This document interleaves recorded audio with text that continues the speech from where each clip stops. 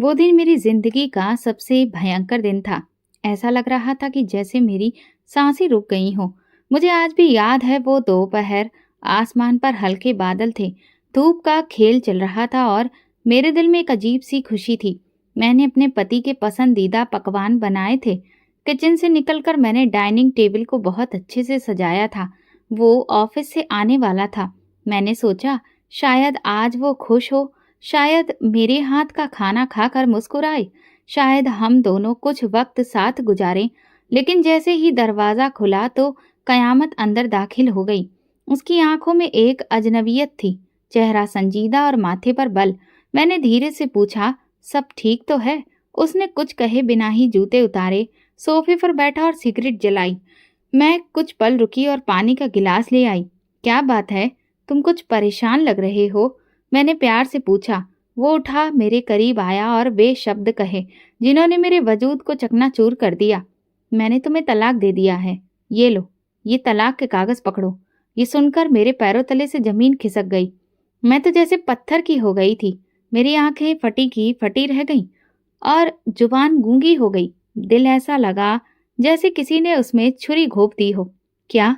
मैंने मुश्किल से सवाल किया, लेकिन वो बहुत शांत नजर आ रहा था, जैसे किसी बोझ से आजाद हो गया हो। तुमने सुना नहीं? मैंने तुम्हें तलाक दे दिया है।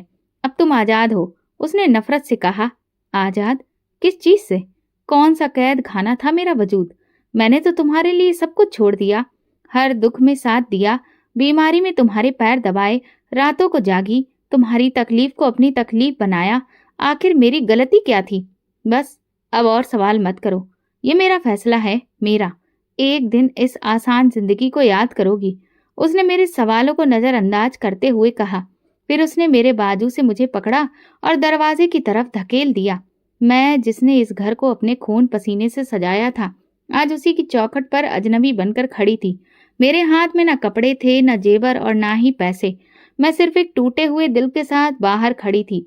पड़ोसन दरवाजे से झांक रही थी, कोई खिड़की से झांक रहा था। सबके चेहरों पर तमाशा देखने वालों जैसी परछाई थी, लेकिन किसी के भीतर कोई हमदर्दी नहीं थी। मेरे होठों पर सिर्फ एक प्रार्थना थी, भगवान, मैंने ऐसा क्या गलत किया? मेरी हालत ऐसी थी जैसे किसी ने मेरा सब कुछ मुझसे छीन लिया हो। आंखों में आंसू थे, दिल में हजार सवाल और कदम लड़खड़ा रहे थे। ना कोई सहारा, ना कोई आश्रय, सिर्फ एक उम्मीद। मैं कहाँ जाऊं? फिर मैं अपने भाई के घर पहुंची। दरवाजा खटखटाया। भाभी ने दरवाजा खोला। मुझे ऊपर से नीचे तक देखा, जैसे कोई बेचैन सवाल उनकी आंखों से झांक रहा हो।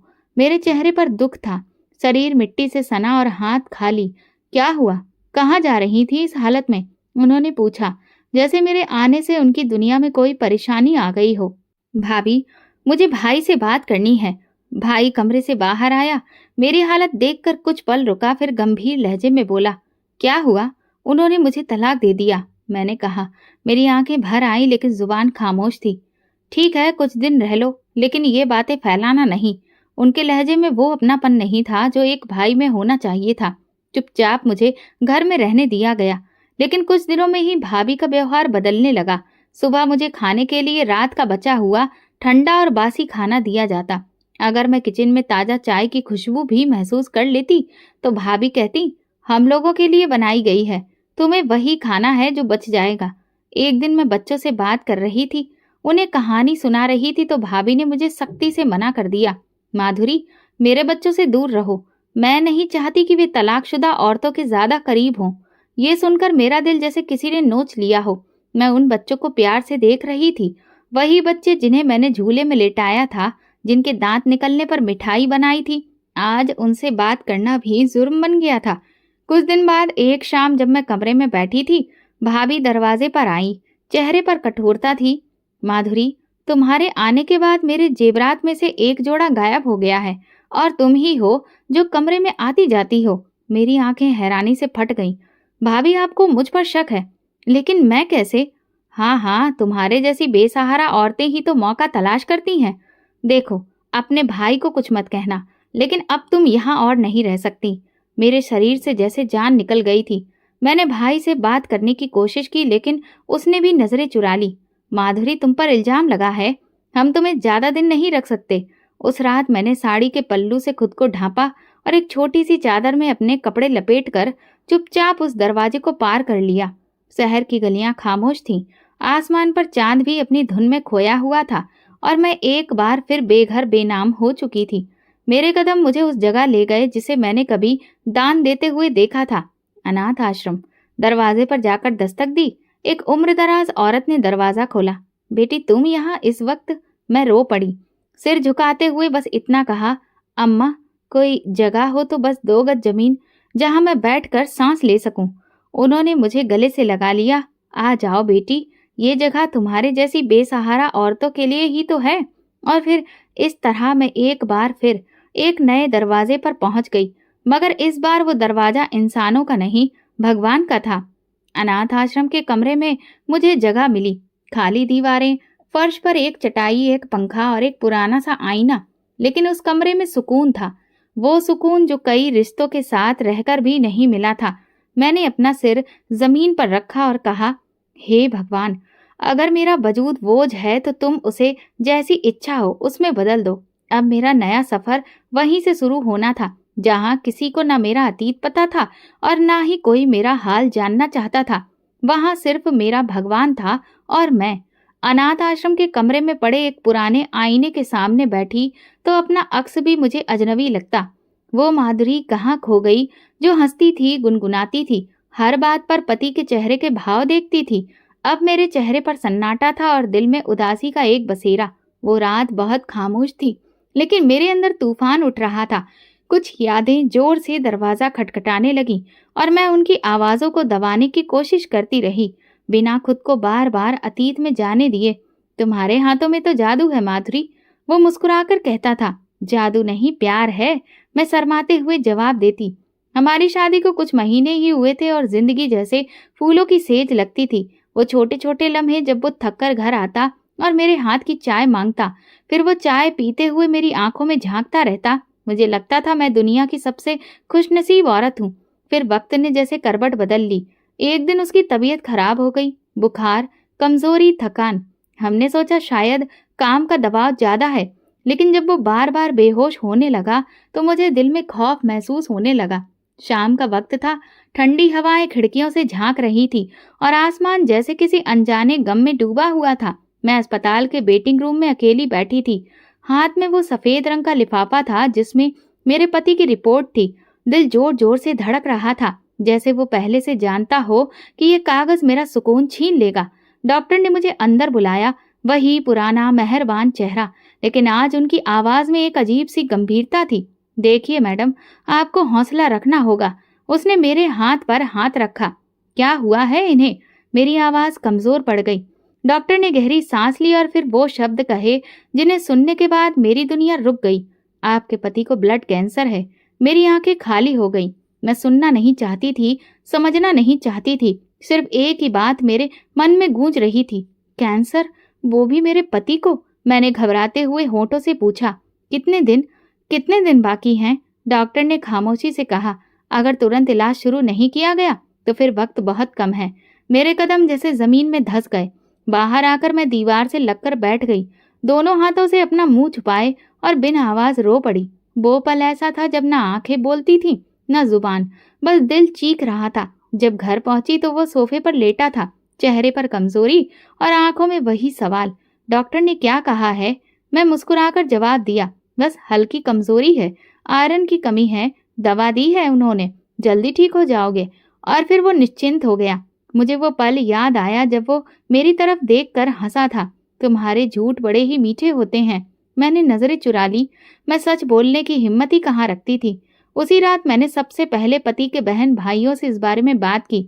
एक ने फोन बंद कर दिया, दूसरे ने कहा तुम खुद ही संभालो, हम लोग व्यस्त हैं। मैं हर दरवाजे पर दस्तक दे चुकी थी, उन लोगों से भीख मांगी, आंखों में आंसू लेकर हाथ फैलाए, लेकिन हर जगह एक ही जवाब मिला, हम लोग व्यस्त हैं, हमारे पास वक्त नहीं है। और फिर मैंने फैसला किया, ये जंग मैं अकेले लड़ूंगी। ये बीमारी सिर्फ मेरे पति के शरीर में नहीं थी, हमारी जिंदगी की रगों में फैल चुकी थी। लेकिन मैंने तय कर लिया था कि मैं हार नहीं मानूंगी। मेरे अंदर एक माँ जाग चुकी थी, वो माँ जो किसी अपने को मरते देखने के बजाय खुद को ही लुटा देने को तैयार हो जाती है। जब डॉक्टर ने पति के इलाज की लंबी चौड़ी लिस्ट और उसका खर्च बताया तो मेरे हाथ कांपने लगे। लाखों रुपए, जबकि मेरे पास तो चंद हजार भी नहीं थे, और जो कुछ था वो भला कब तक चलता। मैंने सबसे पहले अपने जेवरात निकाले। शादी के मौके पर माँ की तरफ से दिया गया वो सोने का सेट, वो छोटी सी अंगूठी जो मेरे पति ने मुझे पहले तोहफे में दी थी, और कुछ छोटी छोटी चीजें जो बरसों से मैंने संभाल कर रखी थी। उन्हें बेचने का सोचकर ही मेरी आंखों में पानी आ गया, लेकिन मैंने दिल मजबूत किया। दुकानदार ने जब जेवर तोड़कर कीमत बताई तो मेरे अंदर की औरत रो पड़ी। ये कीमत नहीं, ये मेरी यादें हैं। लेकिन उस वक्त यादों से ज्यादा मेरे पति की जिंदगी कीमती थी। फिर मैंने वो खुफिया गुल्लक खोली जो मैंने कभी अपने बच्चों के लिए संभाल कर रखी थी। बच्चे वो तो कभी हुए ही नहीं, मगर मैंने सपना जरूर देखा था। घर के पुराने सामान, कपड़े, फालतू बर्तन सब बेचने शुरू कर दिए। कोई चीज बाकी नहीं छोड़ी। कुछ दिन गुजारे, दवाएं खरीदी, टेस्ट करवाए, अस्पताल के चक्कर लगाए, लेकिन पैसे खत्म होने लगे और पति की हालत बदतर होती जा रही थी। मैं हर दरवाजे पर गई। ससुराल के लोग तो जैसे मुझे पहचानते ही नहीं थे। हमें क्या पता कि सच क्या है, झूठ क्या है।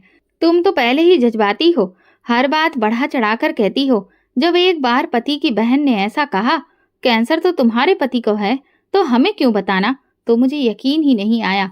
मैंने दिल ही दिल में कहा, हाँ तो अब यकीन आएगा जब वो आंखें हमेशा के लिए बंद कर लेगा। उसकी रिपोर्ट बदतर होती जा रही थी। मैं रोज उसके पास बैठती, वो चुप रहता।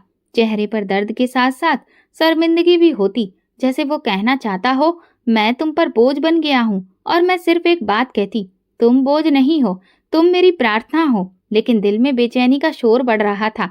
मैं खुद से सवाल करती, क्या मेरी मेहनत, मेरी कुर्बानी, मेरी मोहब्बत सब बेमानी हो जाएगा। मेरे हाथ में मकान की रजिस्ट्री थी, वो आखिरी चीज जो मेरे पास बची थी।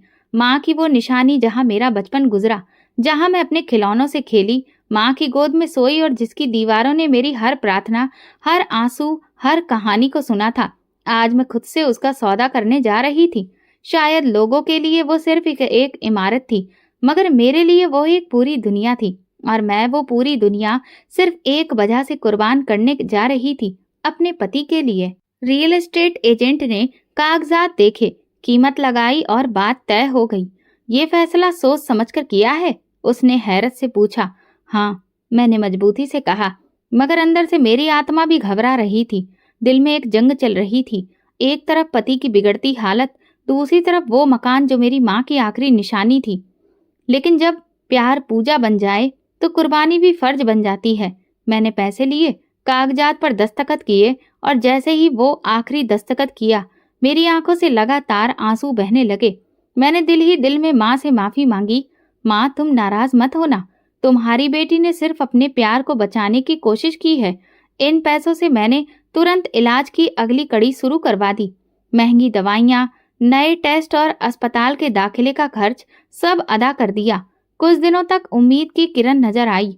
पति के चेहरे पर जरा सी रंगत आई, उसकी आवाज में थोड़ी जान महसूस हुई। तुमने ये सब कैसे किया माधुरी? उसने मुझसे पूछा। बस प्रार्थना की और भगवान ने सुन ली, मैंने झूठ बोला। मैंने उसे कभी नहीं बताया कि अब मेरे पास ना तो छत है ना साया, बस उसकी जिंदगी है। लेकिन जैसे जैसे दिन गुजरते गए, मुझे लगा जैसे मेरी ये कुर्बानी भी काफी नहीं है। उसकी रिपोर्ट्स फिर खराब आने लगी, बुखार दोबारा बढ़ने लगा, शरीर और कमजोर होता गया। कभी किसी के लिए जीना सीखो तो पता चलता है कि मोहब्बत सिर्फ एक शब्द नहीं, कुर्बानी का दूसरा नाम है। मेरे पति की सांसें अब धीमी होने लगी थी, शरीर कमजोर, चेहरा पीला, आंखों में दर्द। लेकिन मैंने तय कर लिया था कि जब तक वो सांस ले रहा है, मैं उसकी जिंदगी का हर लम्हा सुकून से भर दूंगी। दिन रात मेरे लिए वक्त की कोई अहमियत नहीं रह गई थी। मैंने अपना आराम, नींद, भूख सब कुछ पीछे छोड़ दिया था। दिन में किसी अस्पताल, लेबोरेटरी या दवाखाने के चक्कर लगाती और रात को उसके बिस्तर के पास होती। एक रात वो बहुत कमजोर हो चुका था, शायद इतना कि खुद से बात भी नहीं कर पा रहा था। अचानक उसके शरीर में हरकत हुई और बिस्तर गीला हो गया। मैं एक पल को रुक गई, सांस थमी, लेकिन फिर मैंने उसके कपड़े बदले, बिस्तर साफ किया और उसके हाथ पकड़कर कहा, तुम मेरे पति हो, तुम्हारी हर हालत में मैं तुम्हारी साथी हूँ। तुम्हारी कमजोरी, तुम्हारी बीमारी, तुम्हारी बेबसी सब मेरे लिए मेरा फक्र है। वो बस मेरी तरफ देखता रहा, खामोश, हैरान, शर्मिंदा और शुक्रगुजार। कभी कभी जब मैं उसे खाना खिलाती, वो रो देता। माधुरी, तुम क्यों इतना करती हो मेरे लिए? मैं उसके हाथ थाम कर कहती, क्योंकि तुम मेरे लिए सब कुछ हो। वो सारे लम्हे मेरे दिल पर छप चुके थे। मैंने समझा कि मोहब्बत सिर्फ फूल देने, फिल्म देखने या साथ खाना खाने का नाम नहीं है। मोहब्बत वो है जब तुम किसी की कमजोरी की वजह नहीं, उसकी ताकत बन जाओ, जब तुम उसके जख्म पर मरहम बनो, जब तुम उसका दर्द अपना समझ कर जियो। लेकिन कहीं ना कहीं अंदर से मैं जानती थी कि मैं टूट रही हूँ, मगर उसके सामने कभी कमजोर नहीं हुई। उस दिन की सुबह बाकी दिनों से कुछ अलग थी। सूरज ने जैसे ताका ताकी रोशनी जमीन पर बिखेर दी। पति की तबीयत अब पहले से ज्यादा बिगड़ चुकी थी और डॉक्टर ने कहा अब सिर्फ कोई चमत्कार ही उसे बचा सकता है। ये शब्द मेरे दिल में गूंजे और फिर वो शाम याद आई जब अस्पताल के बाहर बेंच पर एक अजनबी औरत मेरे करीब आकर बोली थी, बेटी, कभी बालाजी गई हो? वहां पहली बार मांगी गई कोई भी दुआ रद्द नहीं होती। तब मैंने उसे खामोशी से देखा था, लेकिन आज उसकी बात दिल की गहराई तक उतर गई थी। मैंने उसी रात फैसला कर लिया। अलमारी से अपनी बची हुई कुछ जमा पूंजी निकाली, एक छोटा संदूक खोला जिसमें कुछ जेवर अभी भी बचे थे, शादी की अंगूठी, माँ के दिए हुए झुमके और एक छोटी सी चैन। मैंने उन्हें कपड़े में लपेटा और अगली सुबह वो जेवर भी बेच दिए। फिर टिकट करवा ली उस इंसान के लिए एक आखिरी उम्मीद के दरवाजे की ओर। माधुरी, हम कहाँ जा रहे हैं? भगवान के घर, वहां जहाँ सारी प्रार्थनाएं सुनी जाती हैं। मैं मुस्कुराई और उसकी आंखों में एक चमक सी आ गई। बालाजी जाने की सारी तैयारियां मामूली नहीं थीं। उसकी कमजोरी, दवाइयां, व्हीलचेयर का इंतजाम, सब मेरे मन में पहले से तय था। लेकिन जैसे जैसे बालाजी पास आ रहा था, मेरा दिल जोर से धड़कने लगा। ये वो जगह थी जहां मैं अपनी आखिरी दुआ मांगने जा रही थी। दुआ जिसमें सिर्फ एक इच्छा थी, मेरे पति को जिंदगी दे दे भगवान। जब पहली बार मेरी नजर बालाजी पर पड़ी तो मैं पत्थर सी हो गई। मेरे कदम जमीन में जम गए, आंखों में नमी थी और दिल न जाने कौन सी तकलीफ में डूबा हुआ था। मेरे पति की व्हीलचेयर मेरे हाथ में थी। वो कमजोर पीले चेहरे के साथ भगवान को देख रहा था। उसकी आंखों में उम्मीद, शुक्र और दर्द सब एक साथ था। हम दोनों ने वो लम्हा एक खामोशी में गुजारा। फिर उसने मेरी तरफ देखा और धीरे से कहा, माधुरी, मुझे माफ कर देना अगर कभी मैंने तुम्हारे दिल को तकलीफ दी हो तो।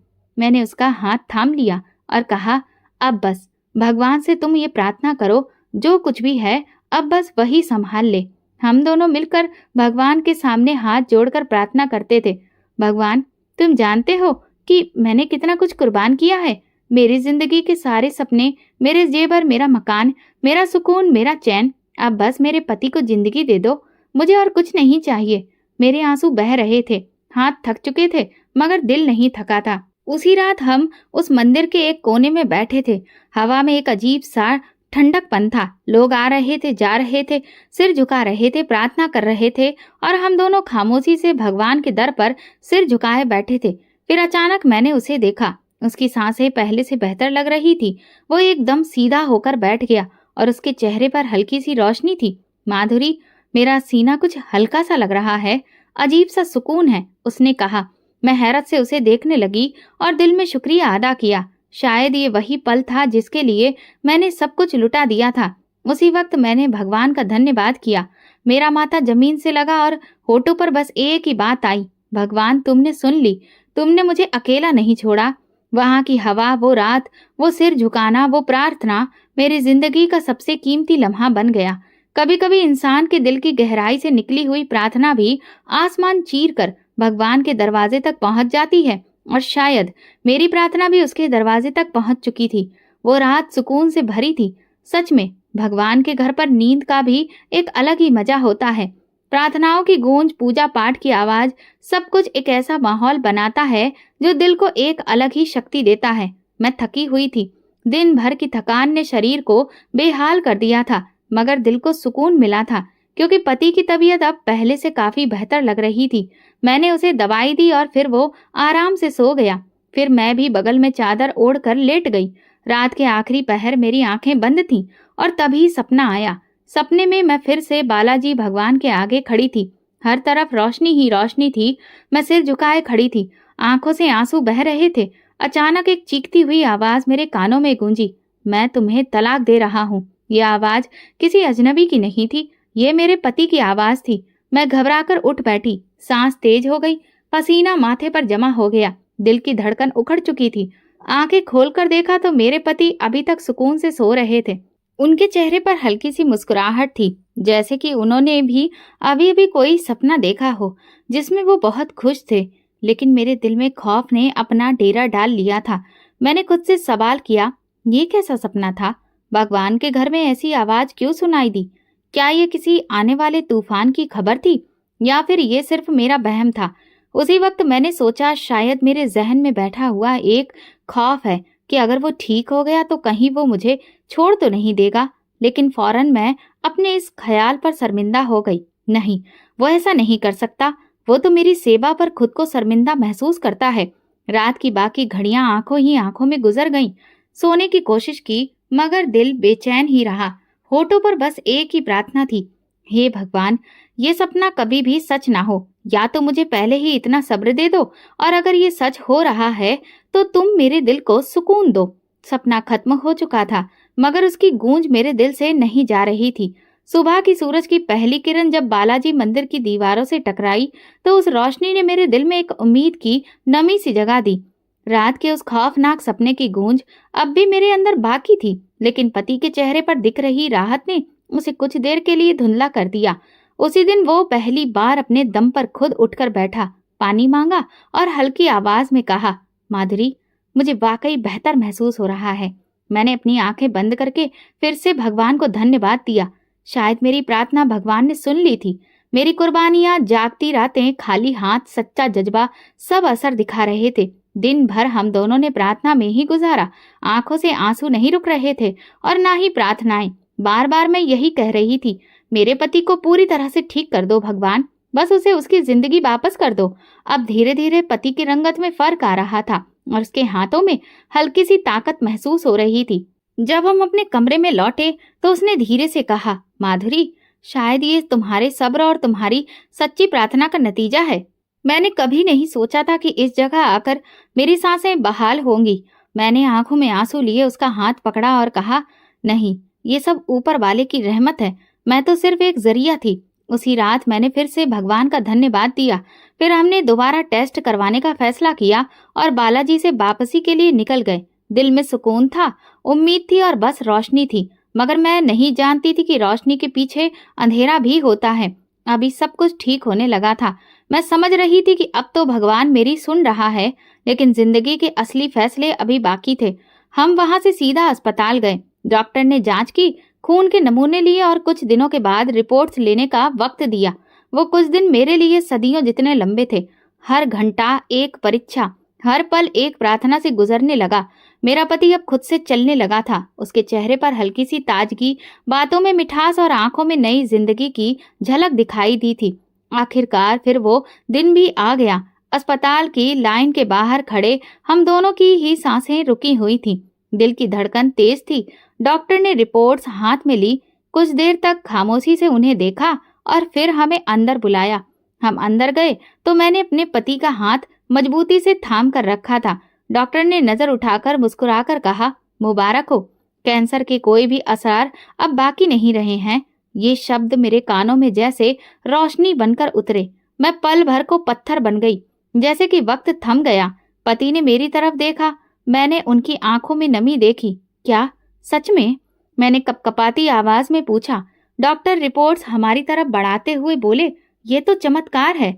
शायद ये प्रार्थनाओं का असर है, शायद ऊपर वाले की रहमत है। लेकिन आपके पति अब पूरी तरह से ठीक हो चुके हैं। मैं एक बार फिर से हाथ जोड़कर भगवान को धन्यवाद देने लगी। मेरी आंखों से आंसू बह रहे थे, लेकिन आज ये आंसू दुख के नहीं, खुशी के थे, सुकून के थे। पति ने मेरा हाथ थामकर धीरे से कहा, माधुरी, तुमने मेरे लिए जो कुछ किया मैं कभी भूल नहीं सकता। तुमने मुझे नई जिंदगी दी है। मैंने मुस्कुराकर जवाब दिया, नहीं, तुम्हारी जिंदगी मेरे लिए सब कुछ थी जो भगवान ने मुझे लौटा दी है। वो पल हमारी जिंदगी का सबसे खुशगवार लम्हा था।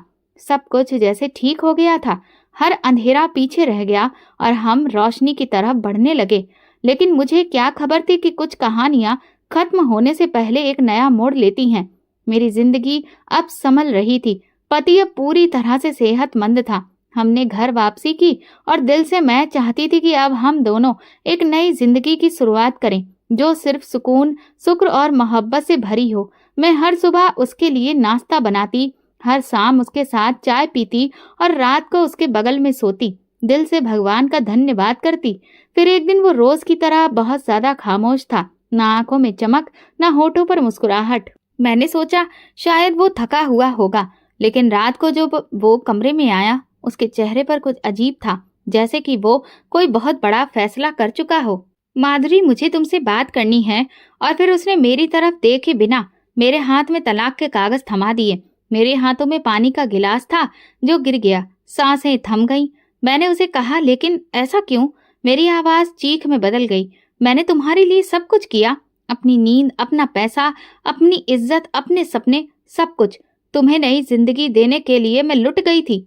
तुम्हें मौत के मुंह से मैं खींच कर ले आई, और अब तुम मुझे तलाक दे रहे हो। चुप रहो। क्या कोई और औरत है? क्या मैं तुम्हें बोझ लगने लगी हूँ? क्या मेरी कुर्बानियों की कोई कीमत नहीं बची? मैं सवाल करती रही, लेकिन उसने बस एक ही बात कही, तुम्हें वक्त आने पर सब पता चल जाएगा। और फिर वो कमरे से निकल गया। मैं फर्श पर गिर गई। मेरा दिल दर्द से फट गया। धोखा, ऐसा धोखा जिसका कोई जवाब नहीं बचा था। मैं जानती थी कि मेरी जिंदगी दोबारा कभी वैसी नहीं हो सकेगी। क्या मोहब्बत में भी मौत से बड़ी सजा होती है? हाँ, होती है। मैंने वो सजा झेल ली थी, और फिर मैं अनाथालय में आ गई, वही जगह जहां से मेरा तकलीफदेह सफर शुरू हुआ था। हर दिन मुझ पर एक नई खरोच छोड़ जाता। उन दिनों मैंने किसी से बात करती थी, न रो सकती थी। आंखें जैसे पत्थर हो गई थी, आंसू सूख गए थे, अजीब सा सन्नाटा था। फिर एक दिन अनाथालय के इंचार्ज अनुराग सर ने मुझे अपने दफ्तर में बुलाया। माधुरी बेटा, तुमने जिंदगी में बहुत दुख झेले हैं। हम सब चाहते हैं कि तुम्हें एक नई जिंदगी मिले, एक रिश्ता आया है, अगर तुम चाहो तो। मैं खामोशी से उनकी बात सुनती रही। वो इंसान 45 साल का था। उसकी पत्नी का देहांत कई साल पहले हो चुका था। 3 बच्चे, 2 बेटियां और एक बेटा। उसकी सूरत अच्छी थी और वो एक इज्जतदार आदमी था। तुमने जिस तरह अपने पति की सेवा की और जो कुर्बानियां दी, उसे ये सब पता है। वो तुमसे शादी करना चाहता है। मैंने अनुराग सर की तरफ देखा और धीरे से पूछा, क्या वो जानता है कि मैं तलाकशुदा हूँ? हाँ बेटी, वो सब जानता है, और तुम्हारे अतीत को तुम्हारी किस्मत समझता है, कमजोरी नहीं। मेरे दिल में हजार सवाल थे। मुझे इस खौफनाक हकीकत पर यकीन नहीं हो रहा था, लेकिन फिर एक ख्याल आया, क्या मैं हमेशा उन्हीं यादों के साथ रहना चाहती हूँ, या एक नई सुबह अपने जीवन में लाना चाहती हूँ? मैं खामोशी से हामी भर गई। कुछ दिन के बाद शादी की तारीख पक्की हुई।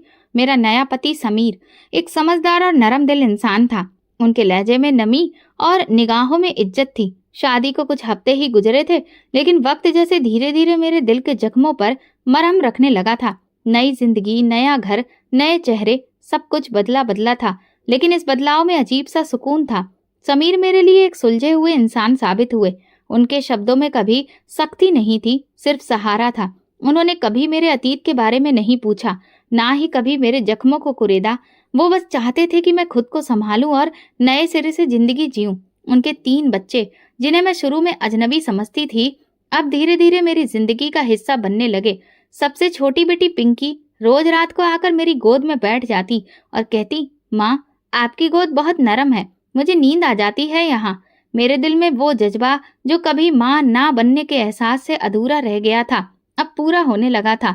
मैं सुबह उठकर बच्चों के लिए नाश्ता बनाती, उन्हें स्कूल भेजती, घर संभालती और फिर थोड़ा वक्त अपने लिए निकालती।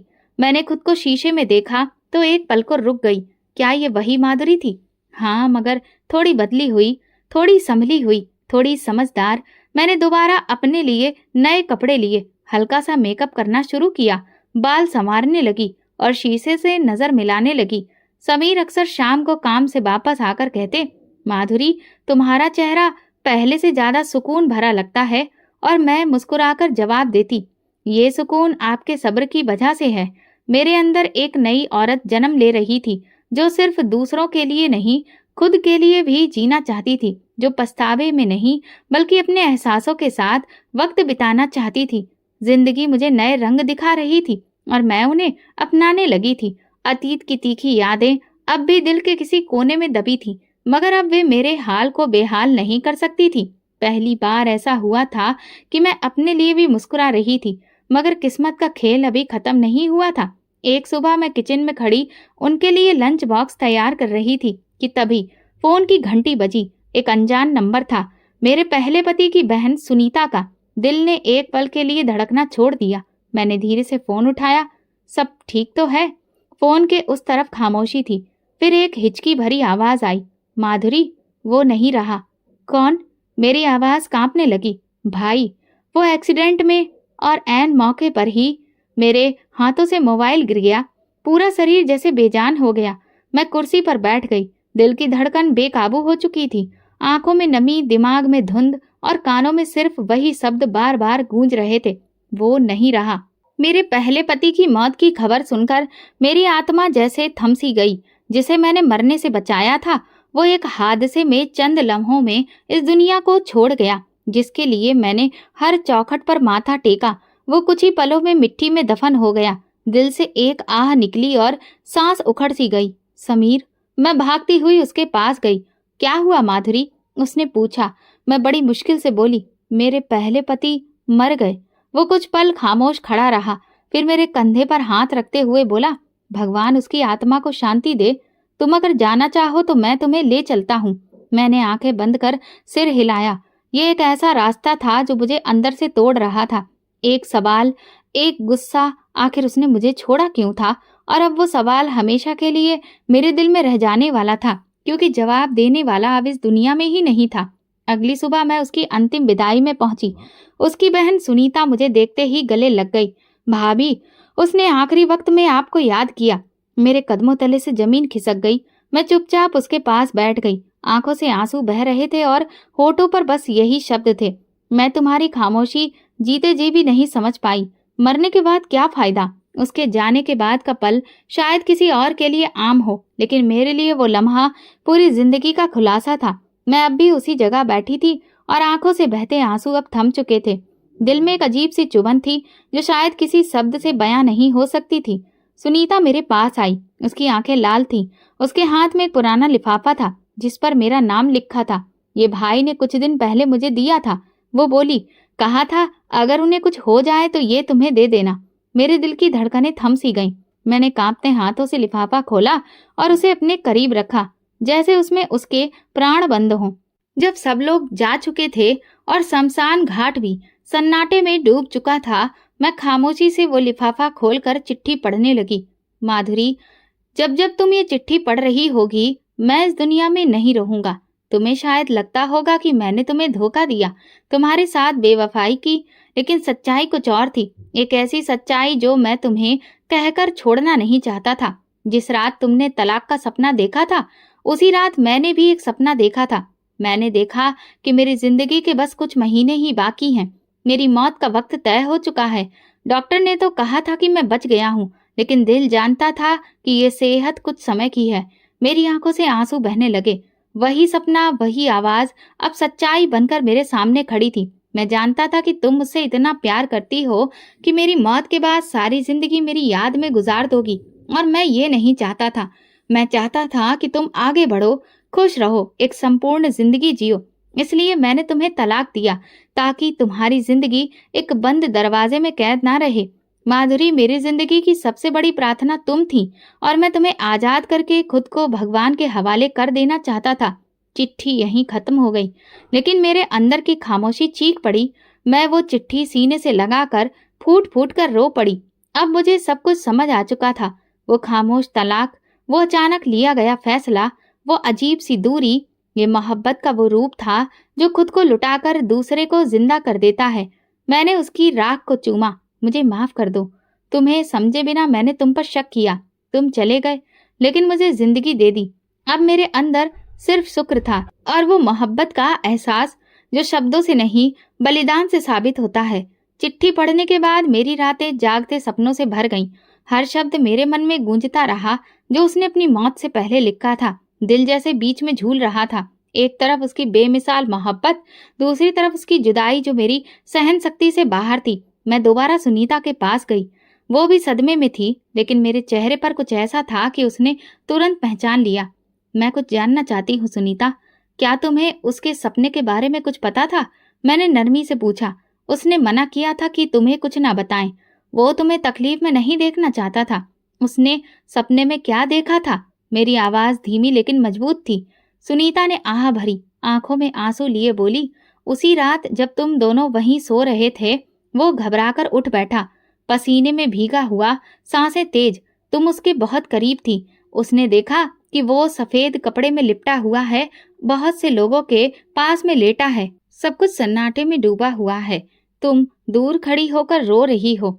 उसे किसी की आवाज सुनाई दी, तुम्हारा वक्त करीब है, अपने आखिरी वक्त में प्रार्थना कर लो। उसने कहा, अब मैं बस माधुरी के लिए मांगता हूँ कि वो मेरी जिंदगी से आजाद हो जाए और किसी और के साथ खुश रहे। वो नहीं चाहता था कि उसकी मौत तुम्हें कैद कर दे। मैं फूट फूट कर रो पड़ी। अब सब कुछ साफ हो चुका था। वो सपना, वो तलाक, वो दूरियां। अपनी जिंदगी के आखिरी लम्हों में भी उसने मेरे लिए प्रार्थना की थी। अब मेरे दिल में कोई शिकायत नहीं थी, सिर्फ उसकी याद, उसकी कुर्बानी और उसकी बेमिसाल मोहब्बत। कभी कभी इंसान जिंदगी में ऐसे मोड़ से गुजरता है जहां हर चीज बिखर जाती है, लेकिन जब पीछे मुड़कर देखते हैं तो वो बिखरी हुई चीजें भी एक खूबसूरत तस्वीर बन जाती है। ऐसी तस्वीर जो सिर्फ मोहब्बत की कुर्बानी से बनी होती है। मुझे समझ आ चुका था कि मेरे पति ने मुझे तलाक देकर जो जख्म दिया, वो दरअसल एक आखिरी कुर्बानी थी। वो कुर्बानी जिसे कोई आम इंसान नहीं, सिर्फ एक सच्चा आशिक ही दे सकता है। अगर वो मुझे तलाक न देता और सिर्फ अपनी बीमारी के सहारे मेरी प्रार्थनाओं का इंतजार करता, तो शायद आज मैं उसकी पत्नी होती और अपनी सारी जिंदगी उसकी याद में गुजार देती। मैं कभी किसी और के बारे में सोच भी नहीं पाती, ना कोई नया रिश्ता, ना माँ बनने का सपना, ना जिंदगी की नई शुरुआत। लेकिन उसने जान लिया था कि अगर माधुरी उसकी विधवा बनी तो वो हमेशा उसकी मौत पर रोती रहेगी, कभी जीना नहीं सीखेगी। वो जानता था कि मेरा दिल उसके बिना कुछ नहीं अपनाएगा, और इसीलिए उसने अपनी मोहब्बत को नफरत का रूप देकर मेरे दिल से खुद को निकालने की कोशिश की। मुझे उस वक्त लगता था कि उसने मुझे धोखा दिया है, लेकिन अब समझ आता है कि वो धोखा नहीं, इश्क की एक इम्तिहान था। उसने अपनी आखिरी सांसों में ये नहीं चाहा कि मैं सिर्फ उसके नाम के साथ बनी रहूं, बल्कि उसने चाहा कि मैं अपने नाम से जीने लगूं। वो चाहता था कि मैं एक नई सुबह देखूं, बच्चों की हंसी सुनूं, किसी के सच्चे लम्हों को महसूस करूं और वो सब कुछ पाऊं जो उसने मुझे नहीं दिया था। माँ बनने का एहसास, एक संपूर्ण घर, मोहब्बत भरी जिंदगी। उसकी खामोशी, उसका फैसला, उसकी जुदाई, सब कुछ मेरे हक में था, मेरी खुशियों के लिए था। मैं उसके लिखे खत को सीने से लगाती और एक ही बात दोहराती, तुमने जो कुर्बानी दी है, मैं उसे जिंदगी भर याद रखूंगी। तुमने मुझे आजाद किया था ताकि मैं कैद ना रहूं। तुमने मुझे नहीं, एक दुनिया दी, और मैं इस दुनिया में जीना सीख गई हूँ। आखिरी कुर्बानी वो होती है जब इंसान अपने प्यार को छोड़ दे, सिर्फ इसलिए कि वो खुश रहे, और मेरा पति वो कुर्बानी दे चुका था। अब मैं उसकी दी गई आजादी में जीने लगी थी, दिल में उसकी मोहब्बत के साथ, मगर जिंदगी की तरफ देखते हुए। और अब एक नया दरवाजा खुलने वाला था। सुबह की रोशनी जब कमरे की खिड़की से अंदर आई तो मैंने अपने हाथों में एक छोटा सा वजूद महसूस किया, नरम, मासूम और मुकम्मल। वो मेरी बेटी थी, मेरी जिंदगी का सबसे हसीन तोहफा, सबसे कीमती नाम। मैंने उसके माथे को चूमा और फिर आंखें बंद करके भगवान का शुक्रिया अदा किया। समीर की आंखों में खुशी के आंसू थे। बच्चों ने अपनी छोटी बहन के लिए खिलौने लाने की जिद शुरू कर दी। घर पूरा खुशियों से भर गया और मेरा दिल सुकून से। मैंने अपने अतीत की सारी तकलीफों को एक तरफ रख दिया और सोचा, ये प्रार्थना जिसे मैंने भगवान से गिड़गिड़ाकर मांगा था, उसका इनाम आज मुझे मिला है। मेरी जिंदगी का वो हिस्सा जो जुदाई, कुर्बानी और खामोशी से भरा था, आज एक नए दौर में बदल चुका है। मैंने अपनी बेटी को गोद में लिया और उसके कान में धीरे से कहा, तुम सिर्फ मेरी नहीं, उसकी भी प्रार्थना का नतीजा हो, जिसने मुझे आजाद किया था ताकि मैं आज तुम्हें पा सकूं। कभी कभी कुछ कुर्बानियां मोहब्बत की सबसे ऊंची शक्ल होती हैं। भले ही वो दुख देती हैं, लेकिन दिल की गहराई से की जाती हैं, सिर्फ इसलिए कि अपने प्यार को खुशी मिल सके, चाहे उसकी कीमत अपनी हंसी ही क्यों ना हो। यही थी उसकी वो आखिरी प्रार्थना, एक ऐसी कहानी जो खत्म होकर भी दिलों में बाकी रहती है। तो दोस्तों, अगर आपको हमारी कहानी पसंद आई है तो कमेंट करके जरूर बताएं, वीडियो को लाइक करें और ज्यादा से ज्यादा शेयर करें। अगर आप चैनल पर नए हैं तो सब्सक्राइब जरूर करें और नोटिफिकेशन बेल को दबाएं ताकि अगली अपडेट सबसे पहले आपको मिले। धन्यवाद।